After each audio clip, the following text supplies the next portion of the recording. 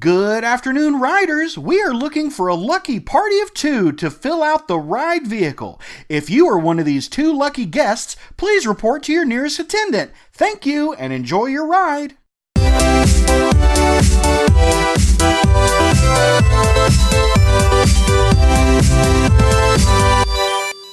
Party of two here. Hi everybody, my name is Andrea Donica. And I'm Mark B. Donica from the internet. And we are doing a special spooky edition of Inanimatronics today. Not super spooky, but somewhat spooky. More like scary than spooky.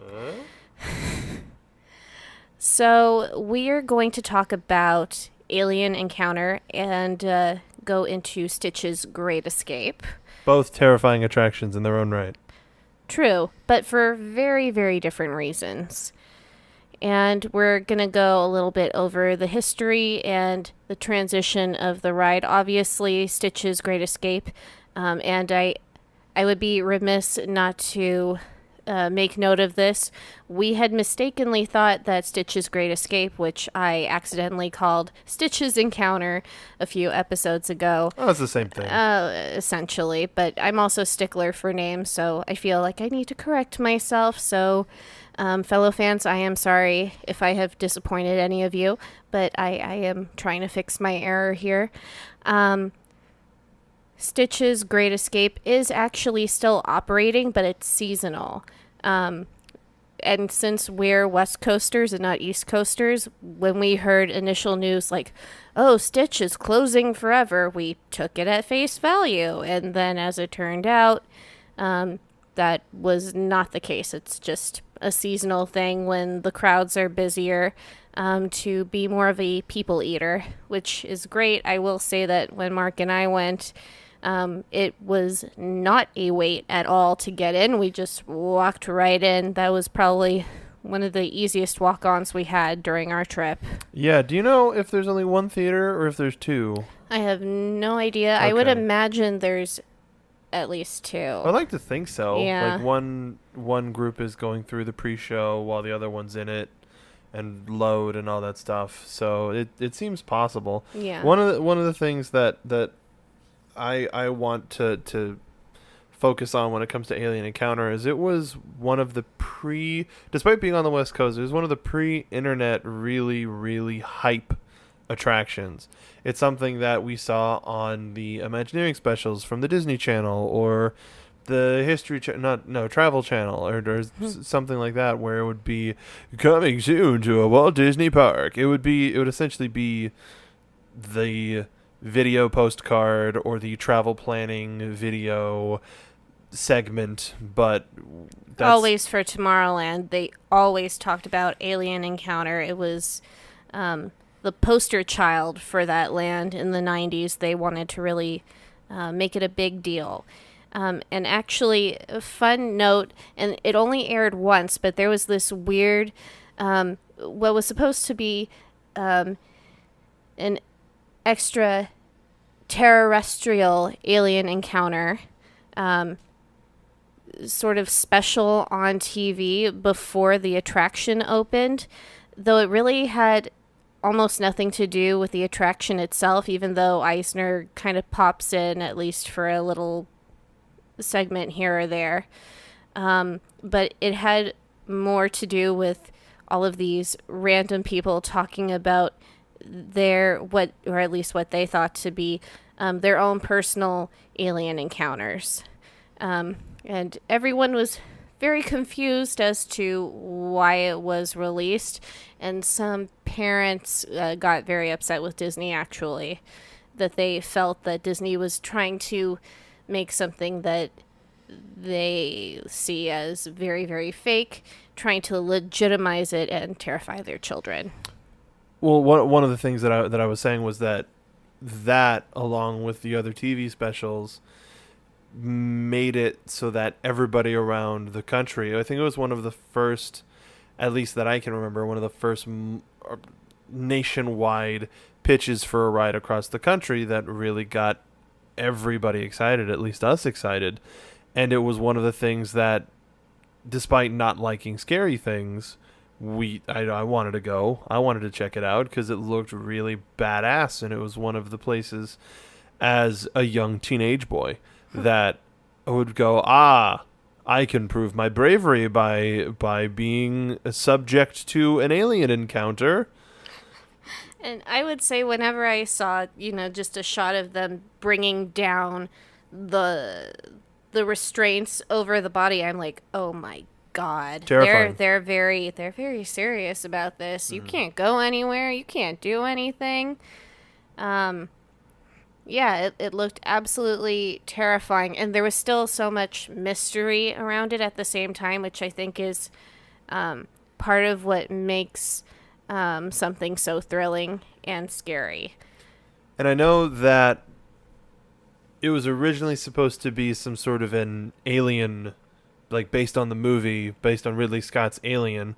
And even before knowing that, I always pictured the alien to be the xenomorph from the Alien franchise. And it still maintains a lot of those traits. So it's very easy to imagine the worst possible thing in your head, even though it's terror given shape. And I wanted it so bad. It's so weird. Like, I wasn't even that big of a fan of the Alien movies or of scary stuff, but Alien Encounter seemed like such a unique experience that I wanted to take part in it. Yeah, me too. And I'll say for myself, I did not dare watch or have not watched any of the Alien films. Oh, the first one and second one are good. Second one's better. That's what I hear. But, everyone knows who the alien is. Everyone talks about the xenomorph. And, just that context and knowing that things were kind of coming out around the same time was really exciting. And that was one of Eisner's stronger suits, I would say, really trying to jump into what's the hot thing right now and what can we do for that. He wanted to make it really, really scary. And the Imagineers, the younger ones, were like, hey, let's toy with an idea of what we can do. And Disney had made a partnership with Ridley Scott for the property. But looking at all of the work that the younger Imagineers were doing, the older group went to Eisner and said, Michael, we really cannot put this in a Disney park. It's too scary. It's not what we're known for. It's not going to go well.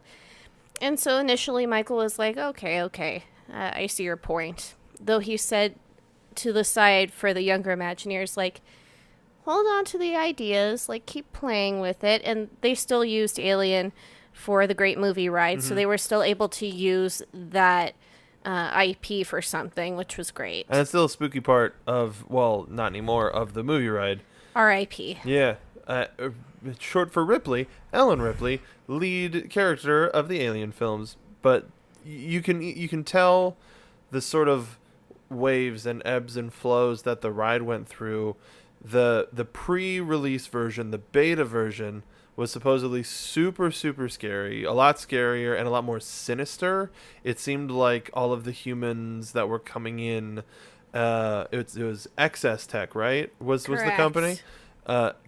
Coming in to do some sort of testing or to be fed upon by this alien, and it got retooled after, like, a year later. Like, the previews opened in 94, and then 95 was when it debuted with Tomorrowland, and there's something you can tell easily just by looking at the cast list how things changed. You go from Tim Curry being the voice of Sir, the robot that's come on in, welcome to X. I can't do it, especially right now. I was hoping that you would try to do an impression. That's all I can do. Whoa. That's just his laugh. Going from Tim Curry to Phil Hartman. Yeah. Bless his soul.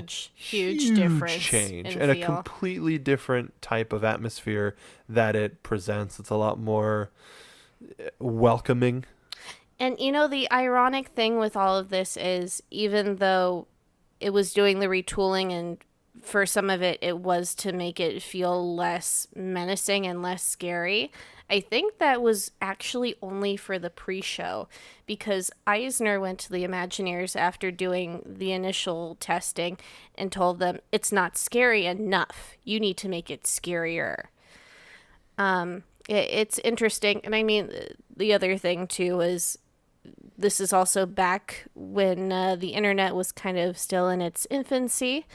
So trying to read up, you'll read a few different things, but what I'm gathering is that really the pre-show got tamed, and possibly the actual attraction itself upped the ante.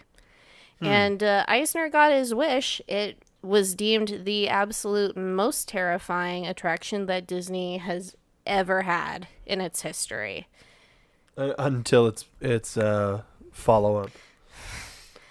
So, obviously, while some people love the scary, not everyone does, especially when they come to Disney theme parks.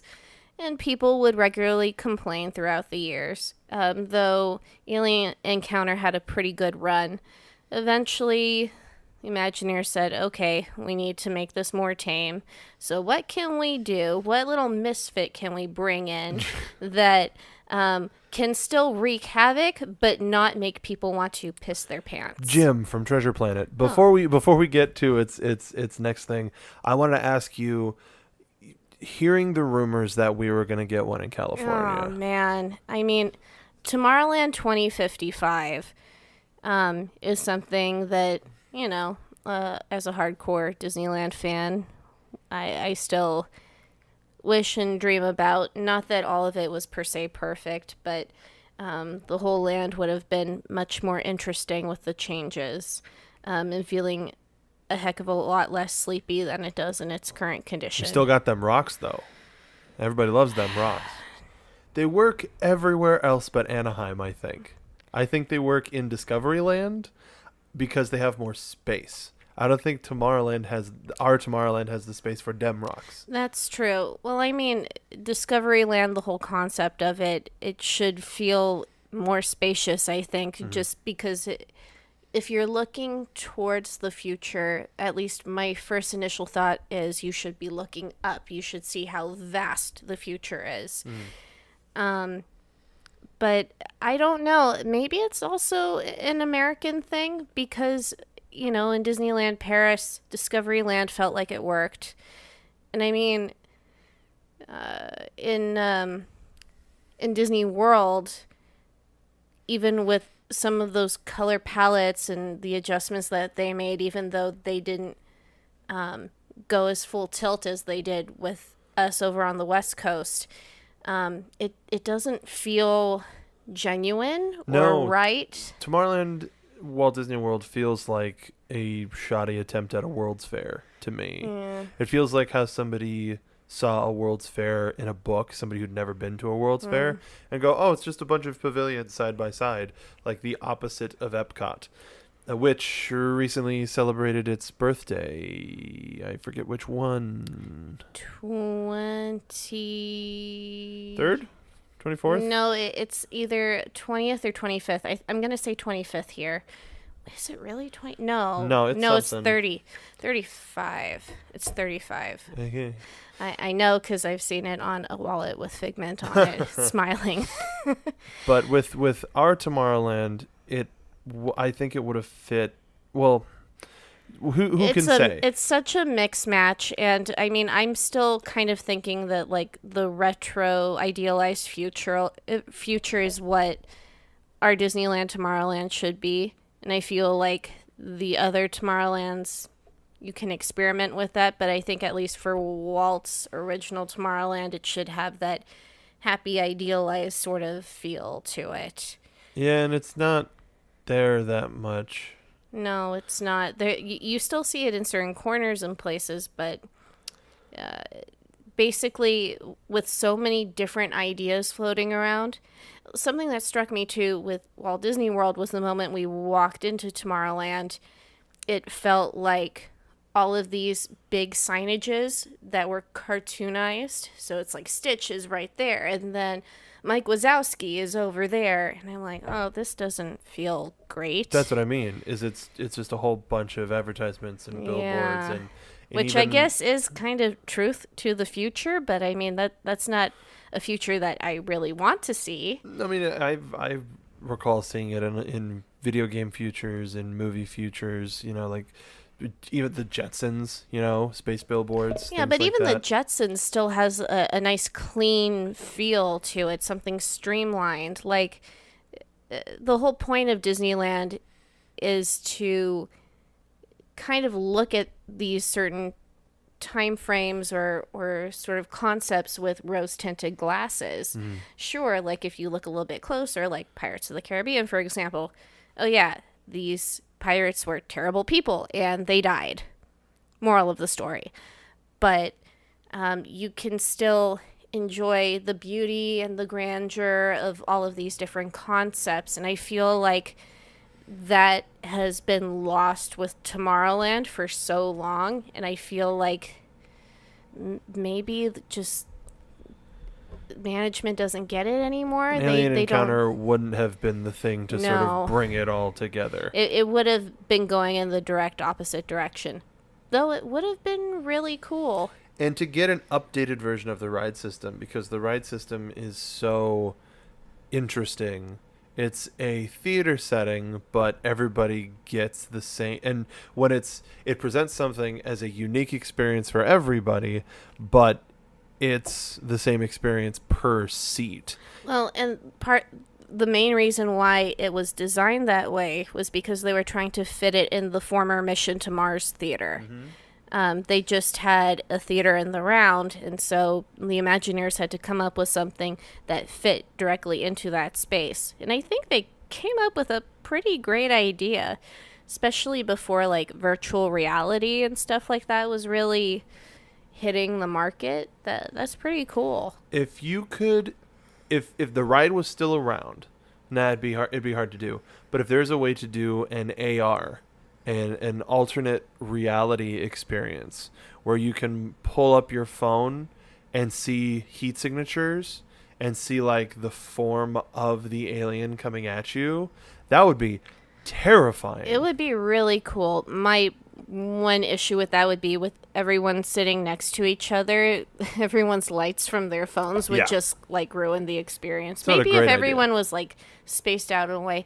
No, I think that's a cool idea though. Or maybe if you were like sitting at like shared panels. I don't know. If there is some way to incorporate just what we need, more screens, but if there is some way to incorporate a screen or something to where you could see a heat signature, just because heat signatures and sci-fi kind of go hand in hand. Oh yeah. But just sci-fi horror especially. the idea of, well, in sci-fi action, Predator Yeah.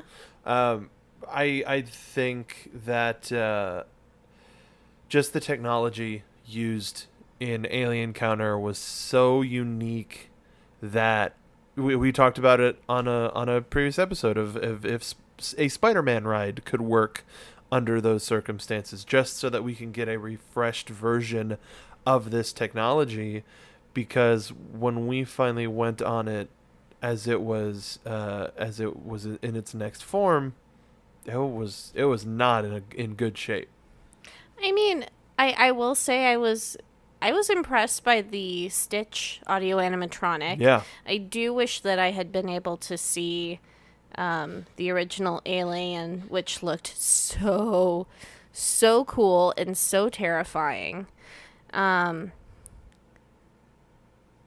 mean, the effects weren't terrible. It wasn't amazing. It didn't wow me, but I was still glad that we experienced it because I'd been so curious about the technology for the attraction, you know, feeling like there is a creature breathing on your neck or sneezing on you or whatever. That was the thing, is in the opposite way that I think the Guardian system helped the California version of Tower of Terror by lightening up the mood and helping people enjoy it a little bit more.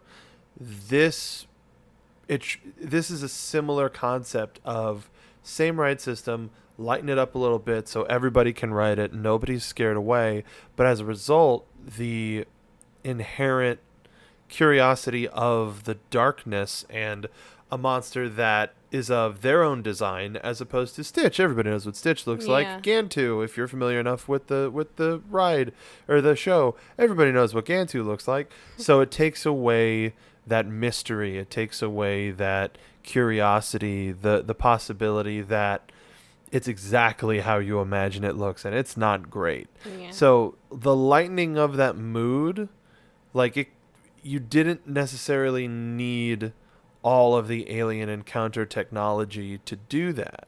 You could have possibly done it in, like, aside from the animatronic, you could have done it in the Magic Eye Theater. You could have done it in a lot of those effects are just in those chairs, as opposed to having the full harness over your head and Stitch bouncing on you, which was more annoying than like terrifying. I'm so glad I didn't let the cast member working there push it too far down on my shoulders. I'm like, I have a feeling this is going to come down on me at a certain point. I don't like feeling restricted. Yeah, dude, I have no choice in that matter most of the time. For those of you listening and who don't know, Mark is 6'4". I'm a tall boy. He's a big boy. I'm a big boy. And I remember the moment that they put it down on you and then the cast member walked away. I turned to look at you after the cast member walked away and you were just not having it. And I was thinking, oh no, this is going to be a rough time for my hubby. Anything with the over-the-shoulder restraints, I have to be very careful with. Like luckily for Harry Potter, the Hogwarts adventure, what is it called? Like, I know what it's called, but right now I'm blanking. Forbidden Journey. Like, for that, there's a larger rider seat, and even with that, I only get a couple of clicks. But there were earlier on in the ride, at least earlier on in the ride's history, we would have to slow down a little bit so that they can get just one more click. And I'm a little bit bigger in the middle than when we first started going on that. So the fact that it works now, I don't know what they did or what regulations they loosened up, but with this, it's a lot less appetizing because, well, there's a lot of reasons why this ride in particular isn't appetizing, but being in a steady seat and being locked in is different than a ride where you can at least have the fiction of free movement in that space and possibly You're moving finding with the ride vehicle. But there's also a possibility of finding a good space to land where you're a little bit more comfortable than where you were. Tall people represent. One of the effects that bothered me the most, just because it's the most questionable, was the chili dog effect. Oh, where yeah. they spray fake chili dog smell, which just smelled like a human sick, ultimately. It just wasn't great. It was a questionable decision. I love when rides use scent to tell a story. I think during Haunted Mansion Holiday, for example, when you arrive at the ballroom and you see the gingerbread house and you smell gingerbread, I think that's really cool. Gingerbread is a pleasant smell. Nail on the head. Nice. Or when you're on Soarin' and you're visiting a bunch of African elephants and you smell the fresh dirt and the grass. That's really nice too. But burped chili dog, not the most pleasant thing, especially coming from an alien's gut. And when it comes to Stitch, I'm not mad at the property. No. Because I used to watch the Stitch cartoon, the TV show, which was a natural... not necessarily when it came to Aladdin. It wasn't as natural of an extension. Whereas this, Stitch is number 626. What about the rest of them? Yeah. And it was Pokemon-esque because they had various gimmicks and it was a fun show, so I came to appreciate the property, even though seeing the movie once or twice, and I would like to see it again. But it's not the property. It was the shoehorning of the property into a technology that it wasn't necessarily suited for. If you want Right. to put a ride or an experience with a Stitch animatronic in it, you can. Was it cheaper to do that? Sure, but I have a question for you Bring it on. because you were saying, you don't judge the property itself, but when Stitch's Great Escape opened, or am I mixing this up with when the movie came out, but basically Cinderella's castle was trashed. Stitch had thrown toilet paper all over the castle, had written graffiti all over it, etc. Kind of in line with when leading up to the movie coming out initially, and you would see those, short little segments of a trailer, like you see Belle and Beast and they're dancing, and then Stitch is just ruining everything. yeah. They did that on the castle and in a few other places, and some people were very upset about that. Oh, I bet. I think that was part of the promotion. Yeah, and maybe also just part of what also immediately garnered so much hate for this revision to this attraction.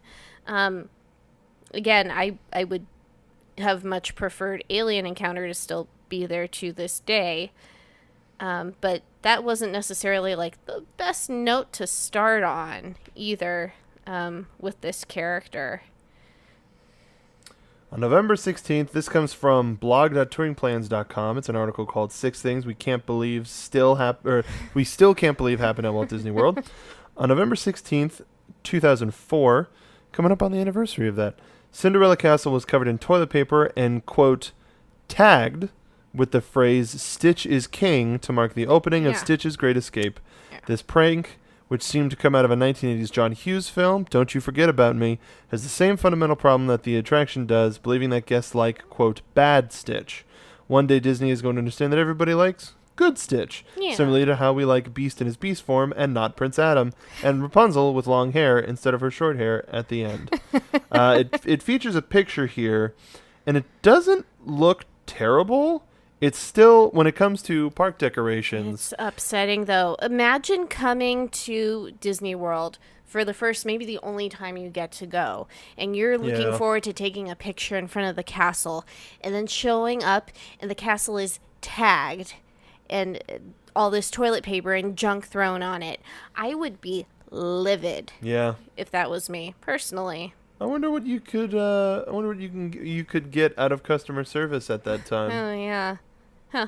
That would be an interesting fly on the wall conversation. See if people got like free dinners, vouchers, this, that, the other thing, because that's not cool. No. And Like, thinking about it in retrospect, sorry, go ahead. I also just wonder how long that was on the castle for as well. It couldn't have been too long.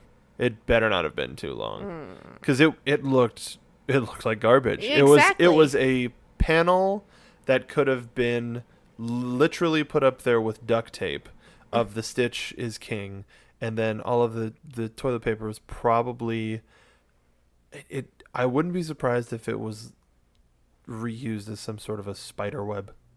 Probably. There's one point of contact where they hung it up, and it's just so that it could get that effective free flowing, because there wasn't a lot of it. It wasn't covered, but it was there. So I can't imagine it being up for too long, and one can think of all of the complaints that you brought up. It couldn't have lasted very long. One would hope. If you had any personal experience for that, we would love to hear about your personal stories. We would love to hear it. on our Twitter page, Party of Two Pod, twitter.com/Party of Two Pod. Also, make sure if you're listening to this on iTunes or Google Play or SoundCloud, leave us comments, leave us reviews. It helps us to be found.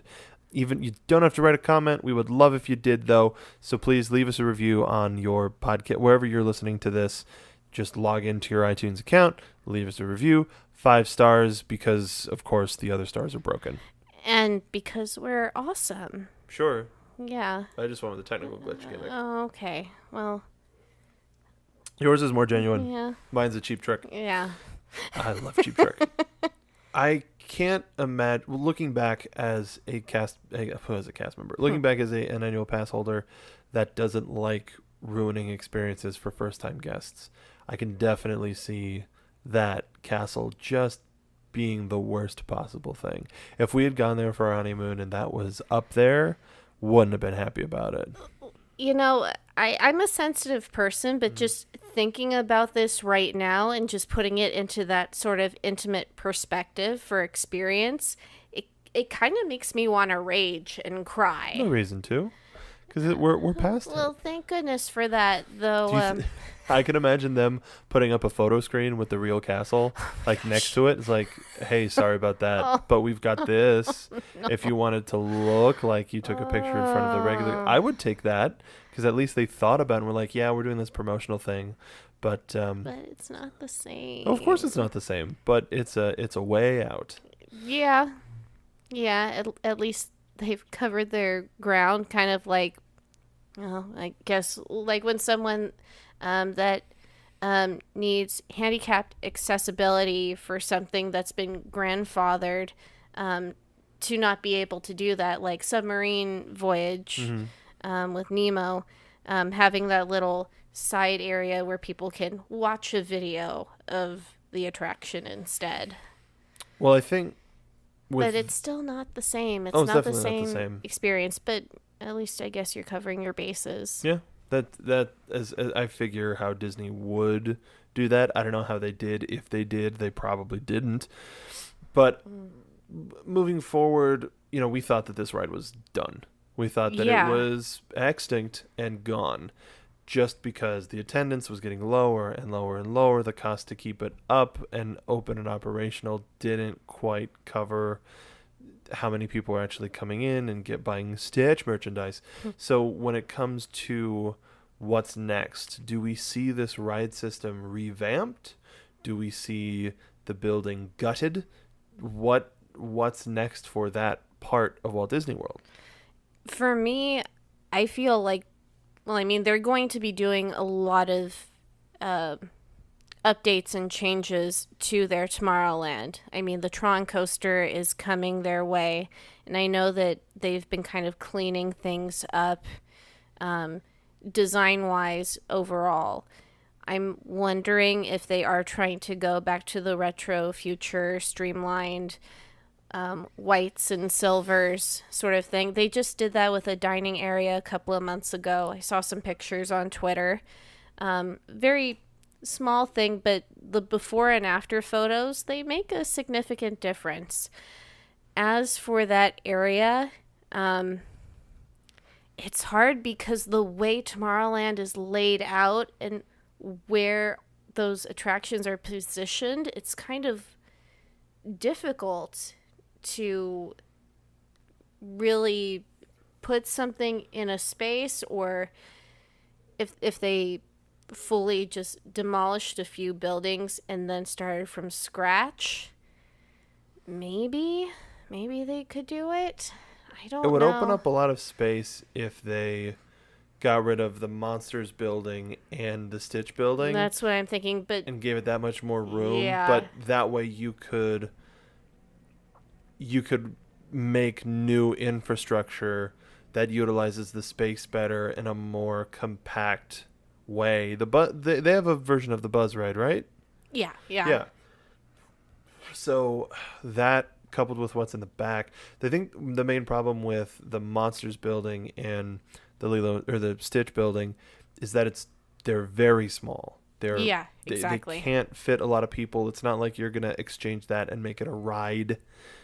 they've got to use it for something else, a character experience. If they did a Tomorrowland version of Princess Fantasy Fair, where it's your favorite sci-fi characters or whatever sort of a thing, and that's where you meet Stitch, that's where you meet Buzz, that's where you meet Flynn. I don't know, just some version of different Flynn. Yeah, that's been confusing me for years. I'm like, really, like this is coming out too closely at the same time, because when Tron came out, Legacy and Tangled, they were pretty close in time frame with each other. But personally, it's Flynn Rider and Flynn. That's what it is to me. Well, it's really just Eugene and Flynn. Yeah, but that's how you differentiate, and it's a smart way to do it.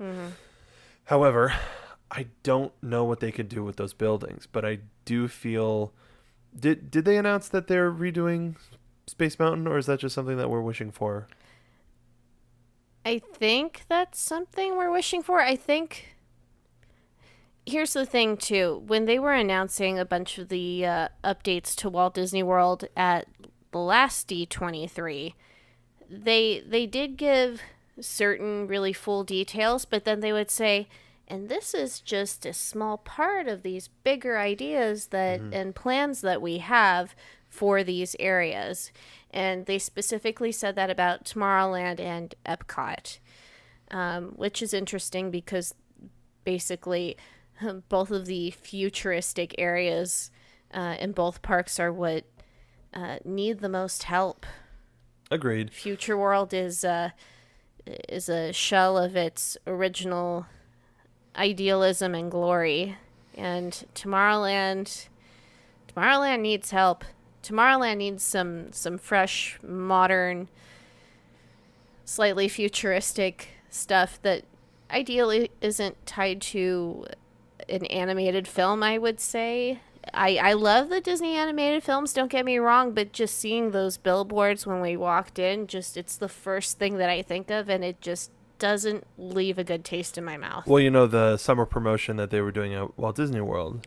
Yes. The Incredible Expo, which was going on in Tomorrowland.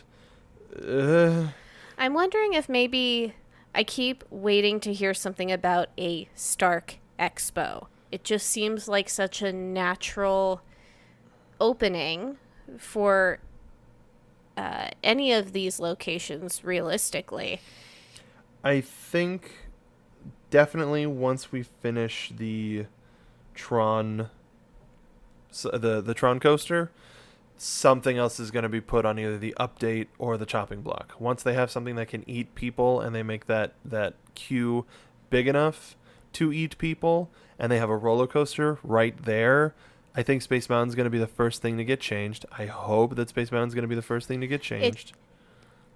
The ride just really needs, at the very least, brand new tracks. If they can give it brand new tracks so that the ride is smoother, that will be the first. That'd be the first initial change. Second thing would be new ride vehicles. Yeah, that too. And it's interesting because when we went, that queue was not that old from their last refresh, and it still did not feel very modern. Just at the loading area, it felt intriguing, but leading up until that point, those hallways were just not fun to be standing in. It felt like a mixture of current Space Mountain here and the previous iteration before the FedEx presents Space Mountain. I do miss that little robot. That was weird. Those Q videos were so weird. So regardless, even with this, Stitch is still technically functional. You could still technically get a bit of a crowd in. Saving money by doing seasonally makes sense. Especially if the plan is we're putting a brand new ride in here, and once that brand new ride is in here, we can start going down the list while people go on that.